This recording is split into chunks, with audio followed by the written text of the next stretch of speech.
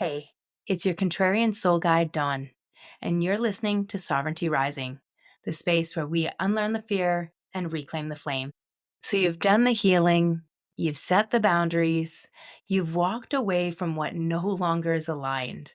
You've started saying yes to your truth, and now you feel empty, disoriented, a little lost. Like, wait, who am I now? You're not crazy. You're not regressing. You are in the space between identities, and it is holy. Today, we're talking about the void after growth and why it's actually a sign you're on the right path. Welcome to Sovereignty Rising. Ditch the fear, embrace your flame. I'm Dawn Elgin, contrarian soul guide, visionary mystic, and creatrix of practical spiritualism. And this is the space where we strip away the fear, burn the old stories down, and reclaim the power that was never truly lost, just buried. Here, we dive into raw, unfiltered conversations on emotional healing, spiritual awakening, and the art of unlearning everything that keeps you stuck, small, and disconnected from your truth. Together, we rise like phoenixes. Flame first, fear last. Let's rise together. Let's talk about what no one tells you. Transformation doesn't always feel triumphant. It often feels like grief. Because when you stop abandoning yourself, stop choosing dysfunction, stop people pleasing, you don't just let go of behaviors, you let go of the identity that made those choices necessary. That version of you, she got you here. And now she's dissolving. And that is what feels like being lost. I remember so many of these moments deeply. I had left the old patterns behind, walked away from relationships, stepped back from clients who didn't align, redefined my leadership. And then I looked around and thought, who am I now? What do I even want? And why don't I feel on fire after doing all the hard stuff? And that's when I realized you don't rise immediately after the fall. You integrate, you rest, you listen, you rebuild. And that rebuilding is quiet, but it's sacred.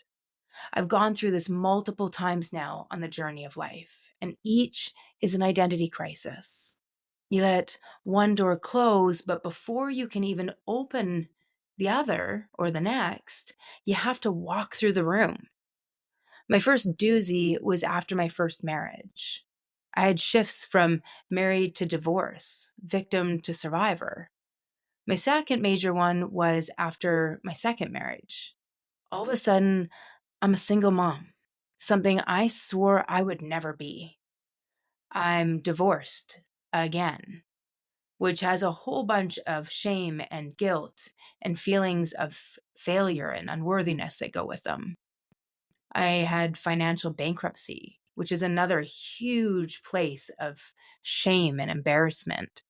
Now, not only am I a single mom, but I'm a single mom that needs support. Again, something I swore I'd never been. It's inevitable sometimes that we think, I'm never going to be like that. I'm never going to go through those things. I grew up with a single mom. We weren't just not financially strong, we were considered below poverty. And all of a sudden, here I was after my second marriage, and I'm the things that I said I wouldn't ever be. And that was freaking tough. And it took time to integrate all these major shifts into an embodiment of being proud of being a single mom, of being okay, being on my own, and learning how to fall in love with myself, and how to completely recreate myself financially. The great thing is I learned after two marriages that left me financially screwed that I was actually good at picking myself back up and remaking myself, each time stronger than I had been before. My third major shift was really at the beginning of my spiritual journey. And I had to shift from being a survivor, which is my absolute strongest identity, to being alive to being a thriver. It wasn't one I wanted to make. It wasn't one I sought. I remember I was at this event and there was a speaker, and the speaker said, "How many people here, are victims?" And, a bunch of people put their hands up, and I kind of was like, who would put their hand up to that? And then they asked, "And who here are survivors?" And more of us put our hands up to that. And he's like, interesting. Let's do that again. Who here identifies as a victim? And people put their hands up, and I am definitely being judgy. And all of a sudden, who's a survivor? I put my hand back up, and the speaker says, "I don't get it. What is a survivor but a fighting victim?" And the rug was literally pulled out from under me.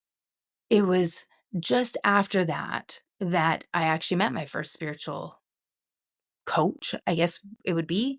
At the time I thought of her as like an energy healer, but she was really a big guide to going inward. And as all of it was happening, my husband, I remember him saying at the time we weren't married yet, and he said, "I'm so excited for you. You are finally going to get to stop surviving and start thriving."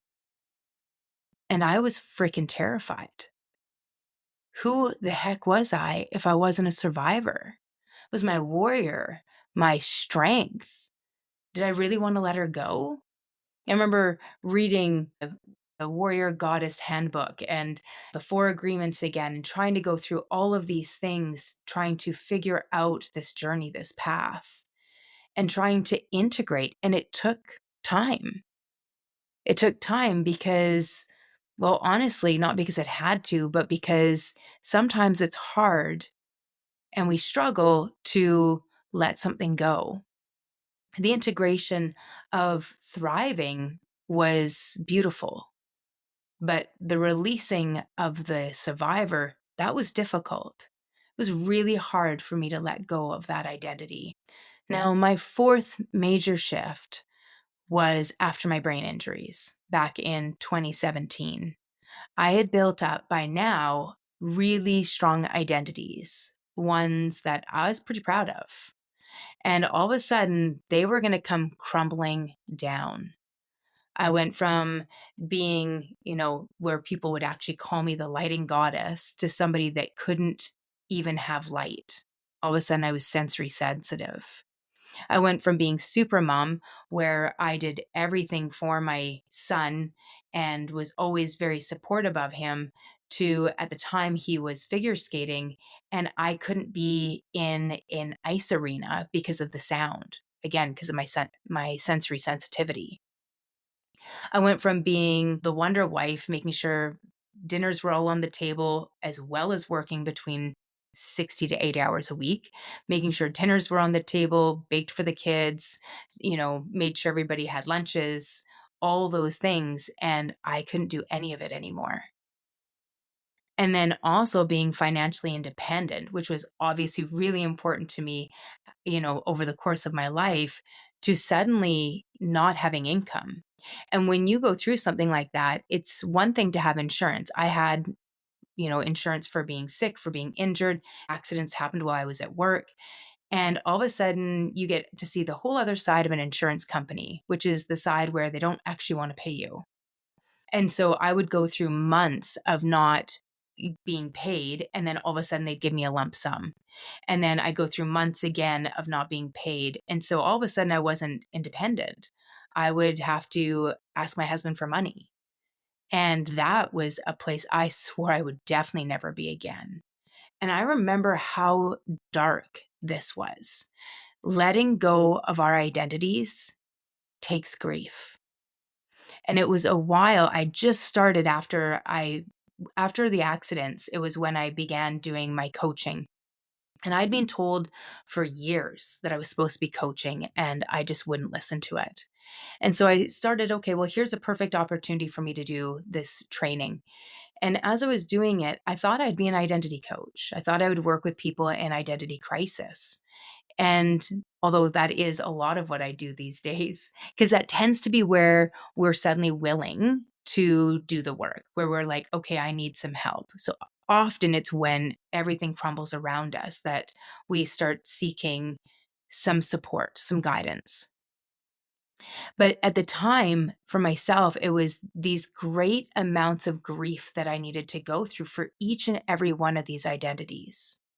And we see this when people go through divorce. We need to grieve the identity of wife. We see it when we have our children move out because all of a sudden we're not a mother of children at home.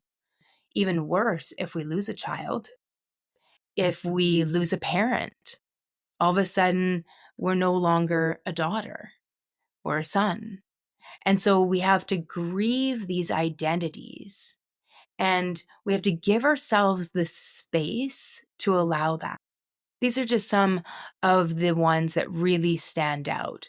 But the thing is, I still go through them. Right now, I'm in the space of integration as a contrarian soul guide with this podcast and even with launching Soul Alchemy. I work with a coach, Carol Look. She's amazing and she does tapping. And we were just talking about this in our last session together because I was like, oh, I just need clarity. What way should I go? I want to make sure I'm really authentic. I want to make sure there's no hustle in my life. These are some bad habits I had in my old life and I just don't want them back. And so I really want to make sure I have clarity.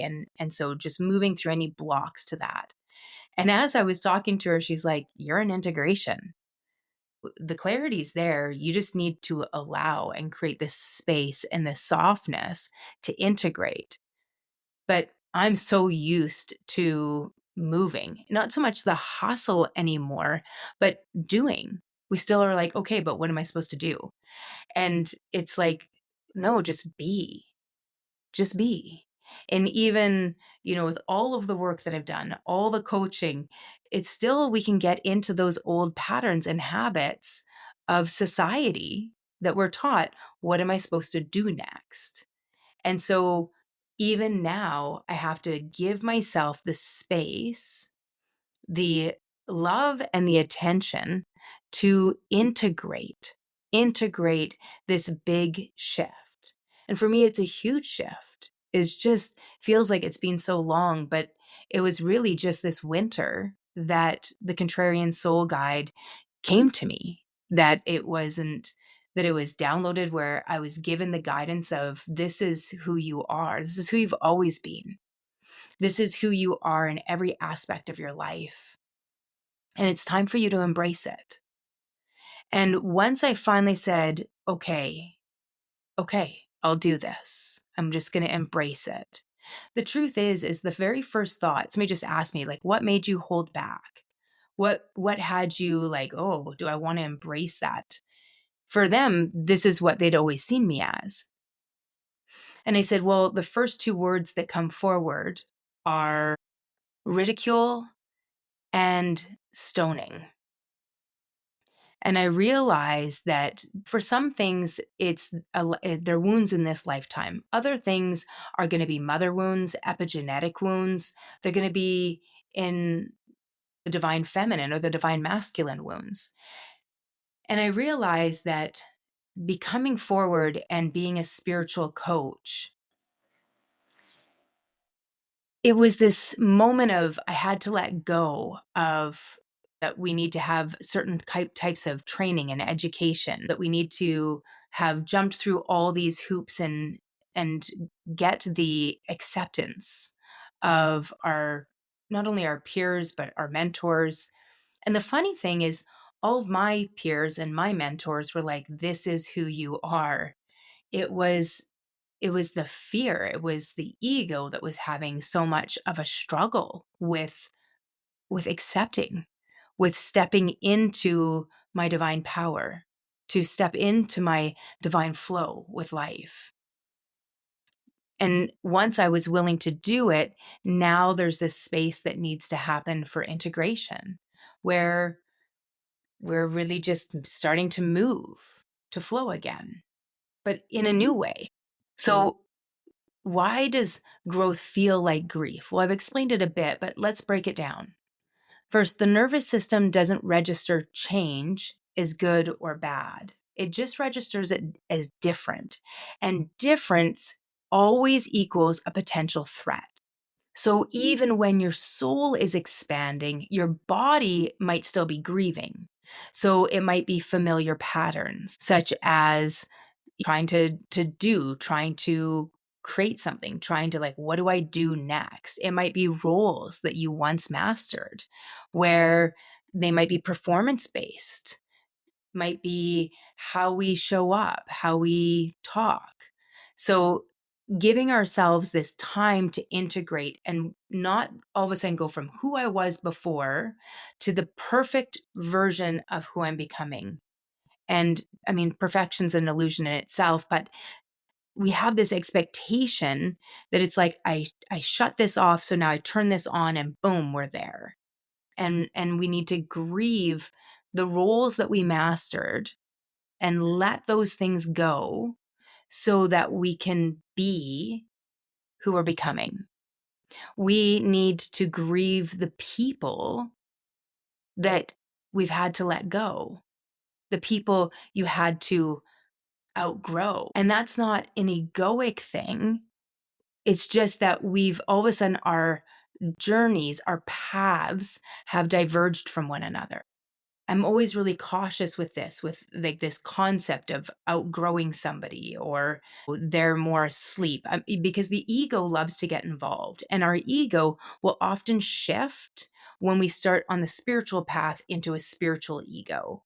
And all of a sudden, we're using language like 5D and awakened, and they're asleep. And it's still us versus them. We're still creating this separation. And so that's no better. If anything, it's actually worse and can do even greater harm. And so I prefer this concept of like we're all walking down this path, but sometimes our paths diverge and they can come back together. And it's not that one path is better than another. Each of our paths is unique. But in that divergence, sometimes there's grief. All of a sudden, that person's gone. They're not part of our daily conversation or how we get through our life. There's also grieving the versions of you who felt safe, even if they weren't free. They felt safe, they were known, they were comfortable. You know, my workaholic, she was comfortable. I knew her. She was praised by people around me. It was very, very difficult. And it took me some time and effort to grieve that because I'd be grieving her and all of a sudden I'd pull her back in. I'd be like, no, no, no, this is good. And I over and over again, I had to let her go. And it's important for us to understand that that grief is valid. It's valid because it means something is shifting. And sometimes those people we're letting go is people because they can't accept what we're shifting. Eckhart Tolle calls this the pain of awakening.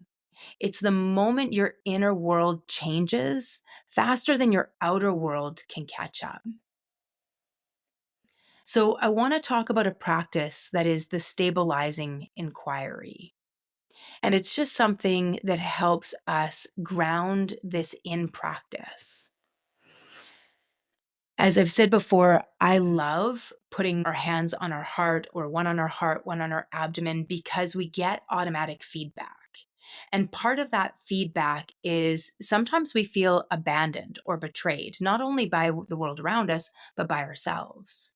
And so when we take our hands, we place them on our heart or one on our heart and one on our abdomen, we all of a sudden get this feedback, this physical feedback that gives us this sense of, I'm here, I'm present. And so taking a hand on your heart and maybe one on your abdomen or both on your heart, I just want you to take a moment and just breathe and feel the breath enter into your body and gently even expanding into your hands. Feeling that feedback of the breath moving through you, the sensation of the body expanding with the breath. And when you're ready, silently or out loud, you can ask yourself, who have I recently outgrown? What old identity am I grieving? What is true about me now that I haven't fully claimed? And then when you're ready, you can say, I honor the in between. I trust the unknown.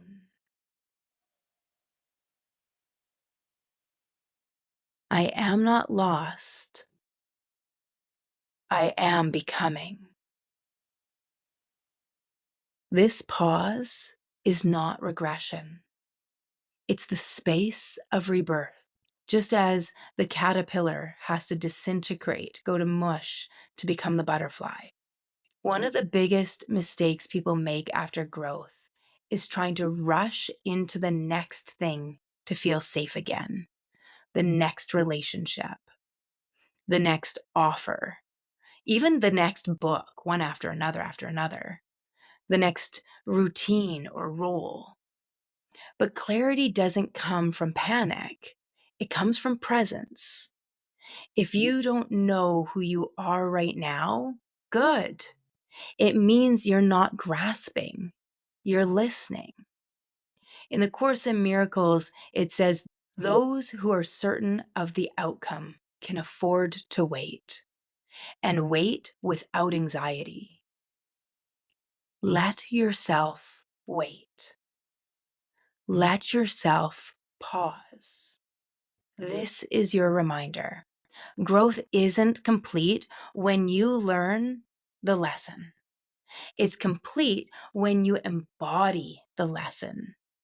That means letting your nervous system catch up, letting yourself cultivate new rituals, making aligned choices without force, trusting that identity isn't performance, it's a vibration. You're not backsliding if you're quiet. You're integrating. And that is spiritual maturity. If you feel lost right now, if your fire feels dim, if your clarity hasn't dropped in yet, you're not broken, you're becoming. Give yourself the grace to pause without guilt. It's sacred. To rewire without rushing. To trust without evidence. If you're ready to be held in this in between, I'd love to walk with you. You can do that inside Soul Alchemy or Aligned Living, where we don't rush, we root. And the links are in the show notes. But even if it isn't right for you to join, just know this. The void is not in punishment. It's preparation. You're not lost. You're landing. Until next time, trust the quiet, love the unknown, and let your becoming be enough. I see the light in you, and it is brilliant. I am so excited for you to see it too. You are not broken. You are not too much. You're remembering who you've always been, and this journey is just getting started. If today's episode lit something in you, hit follow so you don't miss what's coming. And if you're feeling it, leave a review. It helps with more soul-led women find this space. Want to go deeper? Come find me on YouTube, Facebook, our private Facebook community, The Awakening Circle, Instagram, TikTok, or at our website, practicalspiritualismco.com, for all the ways we can rise together. Not to worry, all those links are in our show notes. Until next time, stay sovereign, stay bold, and keep that fire lit.